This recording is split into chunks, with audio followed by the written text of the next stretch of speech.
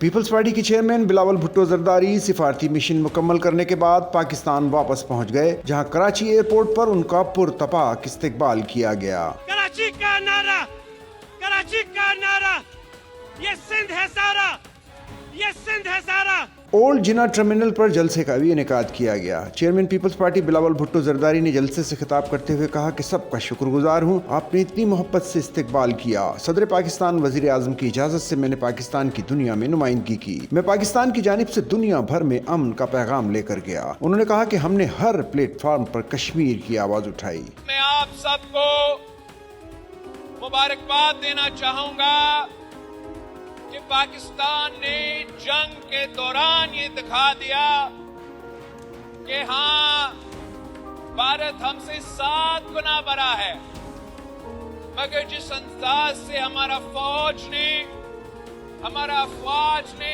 ہمارا air force نے بھارت کو عبرتناک شکست دلوایا تھا، اس پہ ہم سب فخر کرتے ہیں۔ ذوالفقار علی بھٹو سمیت پیپلز پارٹی نے ہر سطح پر کشمیر کے لیے آواز اٹھائی۔ بھارت نے پاکستان پر جنگ مسلط کی، ہم نے اس کو منہ توڑ جواب دیا۔ بھارت نے دہشت گردانہ کارروائی کی، ہم نے اس کے 6 جہاز گرائے۔ پہلے مودی سرکار اس بات کو نہیں مان رہی تھی، جب دنیا نے دیکھا کہ پاکستان نے کس کے جہاز گرائے۔ 1 مہینے بعد بھارت نے اس بات کو قبول کیا۔ بلاول بھٹو زرداری کا کہنا تھا، بھارت نے یہ حملہ تو کر دیا ہے، ہم نے اقوام متحدہ میں پاکستان کا مقدمہ لڑا۔ ہم بھارت کو بتانا چاہتے ہیں، سندھ طاس معاہدے کو ماننا پڑے گا۔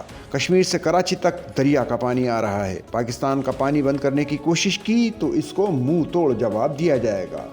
سچل نیوز نیٹ ورک کی ویڈیوز میں خوش آمدید۔ ناظرین، ویڈیو سے متعلق اپنی قیمتی رائے کا اظہار کمنٹ باکس میں ضرور کریں اور چینل کو سبسکرائب کریں۔